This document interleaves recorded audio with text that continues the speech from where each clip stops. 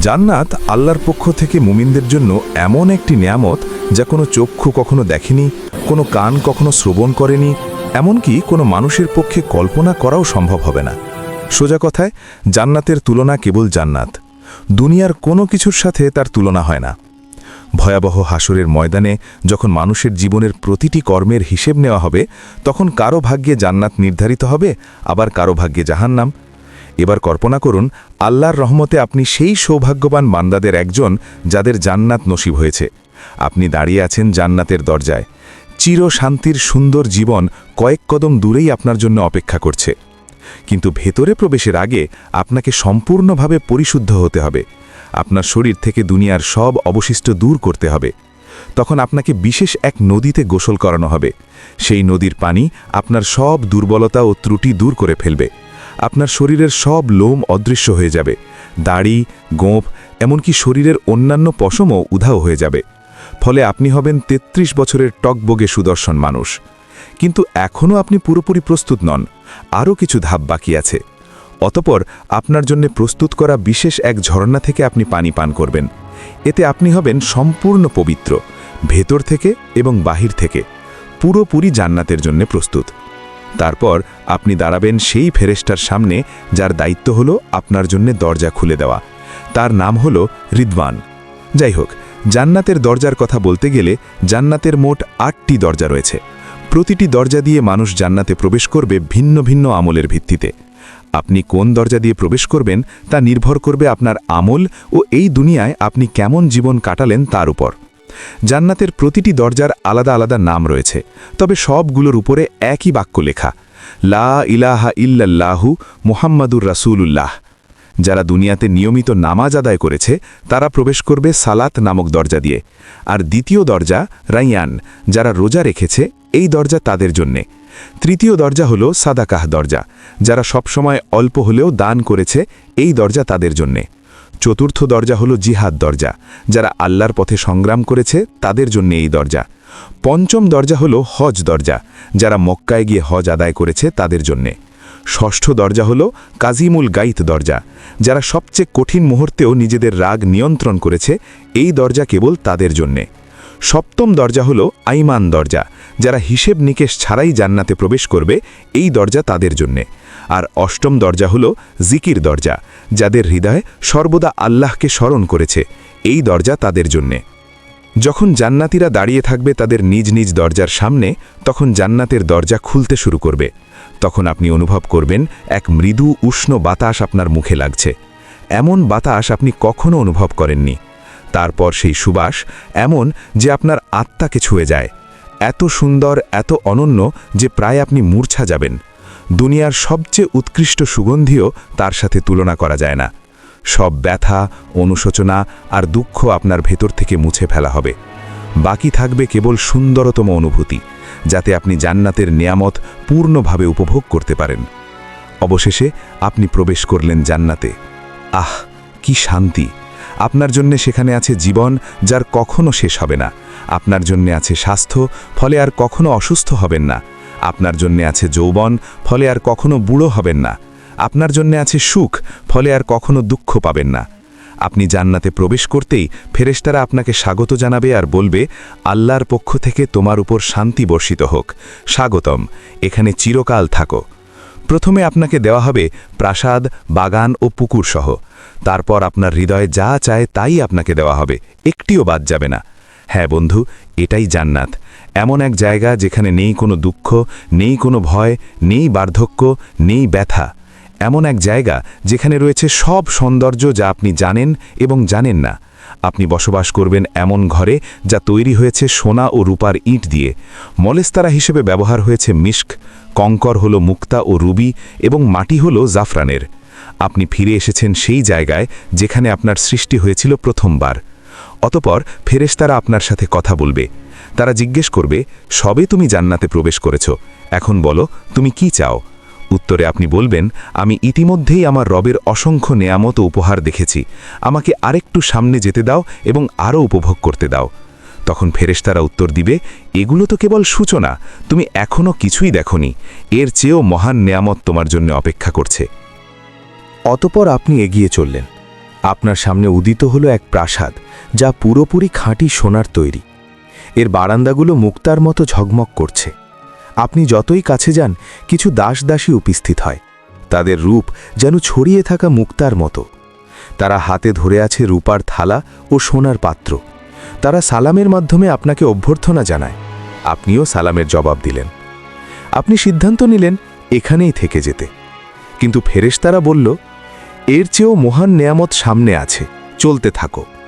ফলে অবাক হয়ে আপনি আবার হাঁটতে লাগলেন। এবার আপনি দেখলেন আরেকটি প্রাসাদ, যা লালচে রুবি দিয়ে গড়া। এত পরিষ্কার আর উজ্জ্বল যে বাহির থেকে ভেতরের অংশ দেখা যায়। তারপর আপনি তার ভেতরে প্রবেশ করলেন। ভেতরে আছে ৭০,০০০ কক্ষ, অপূর্ব সৌন্দর্য ভরা, যাতে আপনার আত্মা ও দেহ আনন্দে আপ্লুত হয়ে উঠল। প্রতিটি কক্ষে সাজানো আছে খাবারের থালা। ফল, মাংস, পানীয় সবই আপনার রবের পক্ষ থেকে অসাধারণভাবে প্রস্তুত। তখন আপনি একটি ফলে কামড় দিলেন। তা আপনাকে মনে করিয়ে দেয় আপনার জীবনের প্রিয় সব স্বাদ। তবুও স্বাদটি একেবারেই নতুন, এর আগে কখনো অনুভব করেননি। আপনি এক চুমুক পানীয় পান করলেন, ফলে আপনার হৃদয় ভরে ওঠে অবর্ণনীয় সুখে। হঠাৎ একটি দরজা খুলে গেল। ভেতরে প্রবেশ করল আপনার প্রিয়জনেরা, আপনার মা, বাবা, প্রিয়তমা স্ত্রী আর সন্তানেরা। আহ, আর কি চাই! আনন্দে আপনার নিঃশ্বাস আটকে যাওয়ার মতো অবস্থা। যেসব মুমিনদের সাথে আপনি পৃথিবীতে চলাফেরা করতেন, তারাও এখন আপনার পাশে। তাদের দেহ ঝকমক করছে আর মুখে সুন্দর হাসি। চতুর্দিকে প্রাসাদ, বৃক্ষ, নদী আর নেয়ামত, সবকিছু কেবল আপনার জন্যই সাজানো। এক সীমাহীন জগৎ, যার কোনো সীমানা নেই। অতপর ফেরেশতারা আপনাকে পোশাক পরাবে। জান্নাতের জন্য বানানো বিশেষ পোশাক, সবুজ রঙের, সিল্কের মতো হালকা কিন্তু সমৃদ্ধ কারুকার্যময় ব্রোকেডের মতো ভারী। সেই পোশাকে আছে ৭০টি স্তর, প্রতিটি স্তর ভিন্ন রঙে সজ্জিত। পুরো পরিবেশ যেন এক উৎসব, যা শুধু আপনাকে স্বাগত জানানোর জন্য। শান্ত, প্রশান্ত অসংখ্য দাসদাসী পাশে প্রস্তুত, যে কোনো মুহূর্তে সেবা দেওয়ার জন্য। আপনি বিস্ময়ে ভাবলেন, এখন আমি কি করব, কোথায় যাব? তখন এক আয়োজন শুরু হলো। একটি মেষ আনা হলো, এমন এক জায়গায় যা জান্নাতবাসী ও জাহান্নামবাসী উভয়েই দেখতে পায়। কিন্তু এই মেষ সাধারণ প্রাণী নয়, এর নাম মৃত্যু। এরপর যা ঘটে তা আপনার হৃদয়কে চিরস্থায়ী শান্তির আরও কাছাকাছি নিয়ে যায়। একটি ঘোষণা শোনা যায়, হে জান্নাতবাসীগণ, তোমরা জানো এটি কে? তখন জান্নাতবাসীরা মাথা তোলে এবং বলে, হ্যাঁ, এটি মৃত্যু। অতপর আবার ঘোষণা হয়, হে জাহান্নামবাসীগণ, তোমরা জানো এটি কে?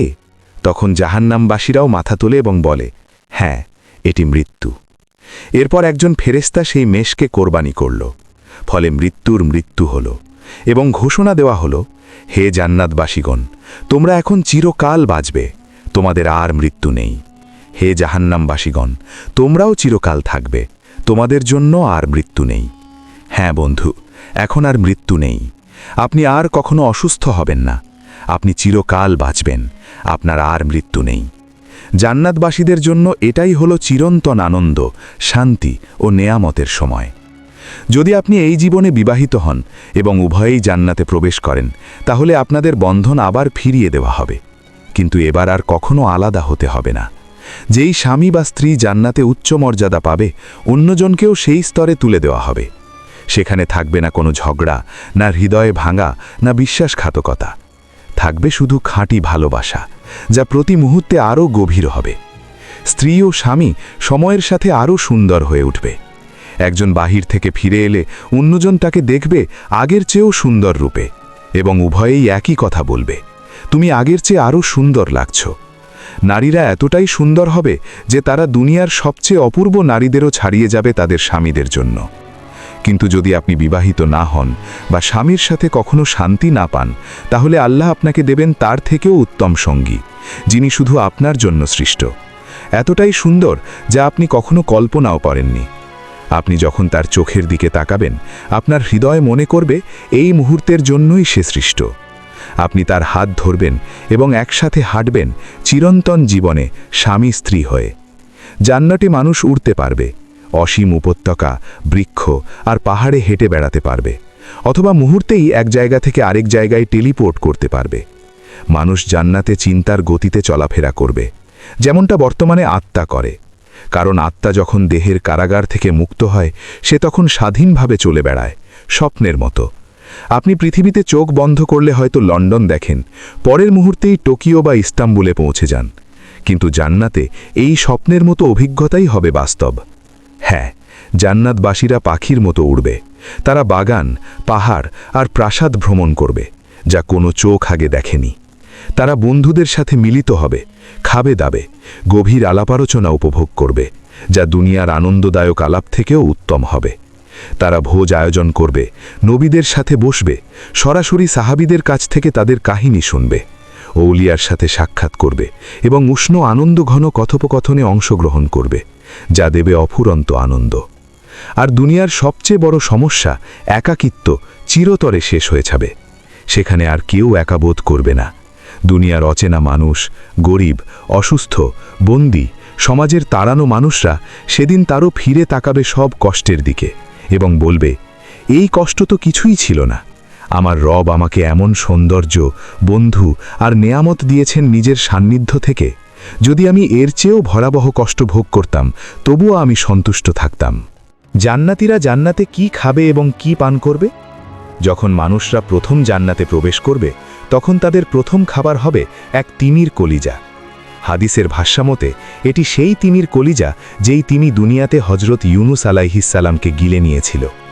আসলে জান্নাতে কোনো খাবারের প্রয়োজন হবে না। সেখানে খাওয়া দাওয়া হবে কেবল আনন্দের জন্য। বিশেষ করে পাখির মাংস আর ফলমূলের মধ্যে ডালিম, আঙুর, চেরি, কলা এবং খেজুর থাকবে। আর পানীয় হিসাবে থাকবে সোনার পেয়ালায় দুধ, মধু, বিশুদ্ধ পানি, কাফুর ও তাসনিম।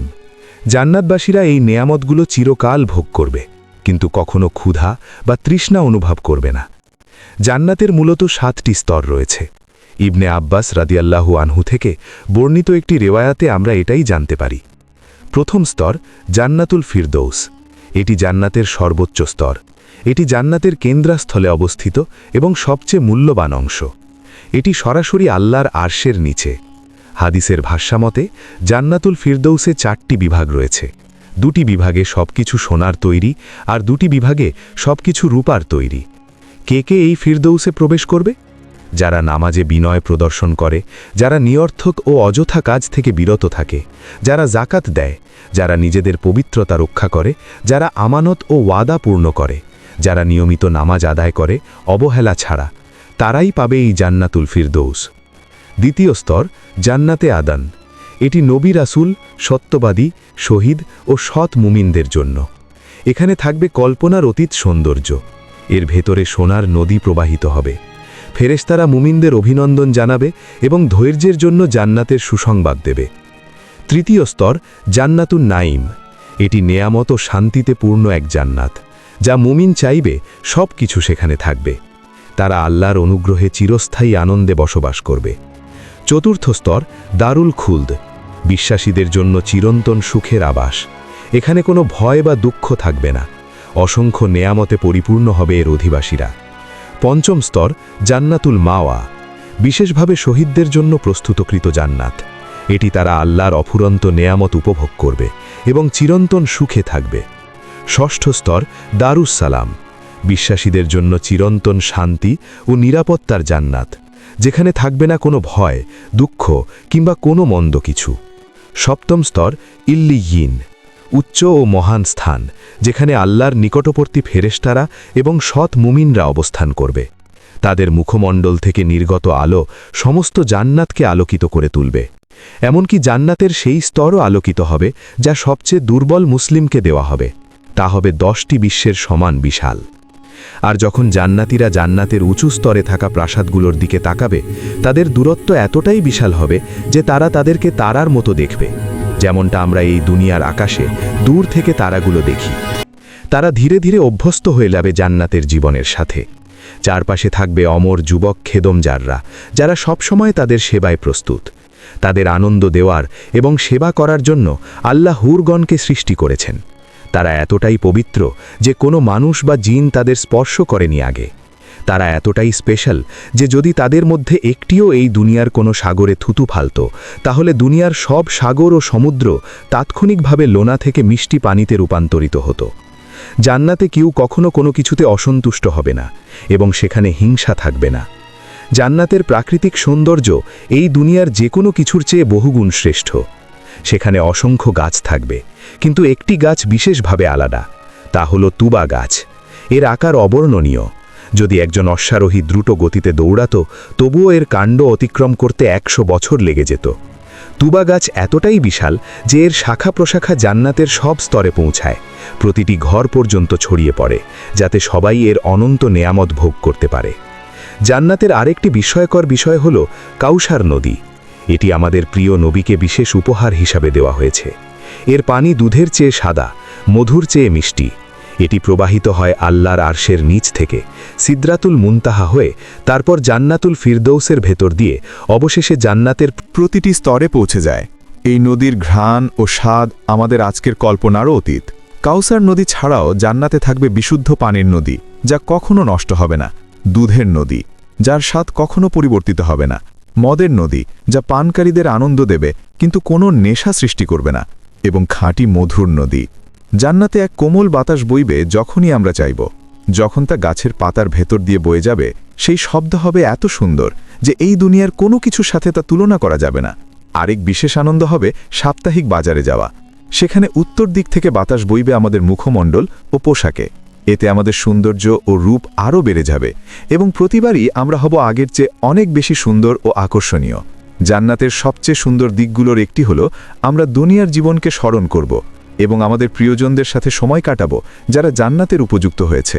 আমরা একসাথে বসব, আলাপ করব, একে অপরের জন্য যে দুনিয়ার অভাববোধ ছিল তা মিটিয়ে নেব। কিন্তু এত সব বিস্ময়ের পরও এগুলো জান্নাতের কেবল অল্প অংশ। আসলেই কত চমৎকার শোনায় আর হৃদয় কত সুন্দর অনুভূত হয়। তবে এখন আসি সেই সর্বোত্তম বিষয়টিতে যা জান্নাতকে সত্যিই জান্নাত বানায়। এ পর্যন্ত যা বলা হলো, না প্রাসাদ, না নদী, না অফুরন্ত নেয়ামত, কোনোটি এর সাথে তুলনীয় নয়। সবচেয়ে বড় উপহার হলো আল্লাহর মুখমণ্ডল দর্শন। জান্নাতের সেই দিনে, যা দুনিয়ার শুক্রবারের সমতুল্য, আল্লাহ জান্নাতবাসীদের নিজের উপস্থিতিতে স্বাগত জানাবেন। প্রিয় বন্ধু, জান্নাত সহজ কোনো পুরস্কার নয়। এটি প্রতিশ্রুত কেবল তাদের জন্য যারা আল্লাহর দিকে ফিরে আসে, হারাম থেকে বেঁচে থাকে, ইবাদতে অটল থাকে এবং সুন্দর চরিত্র নিয়ে জীবন যাপন করে। তাই আসুন আমরা মুমিনরা শক্তিশালী হই এবং আমরা একে অন্যের জন্য দোয়া করি। আসুন আমরা সবাই নিজেদের জন্য এবং সব মুসলমানের জন্য দোয়া করি। আল্লাহ আমাদের ক্ষমা করুন, আমাদের প্রিয়জনদের সাথে জান্নাতে মিলিয়ে দিন, আর আমাদের সবাইকে সর্বোচ্চ স্থান আল ফিরদাউস দান করুন। আমিন। এরকম ইসলামিক ভিডিও আরও পেতে চ্যানেলটিকে এখনই সাবস্ক্রাইব করুন।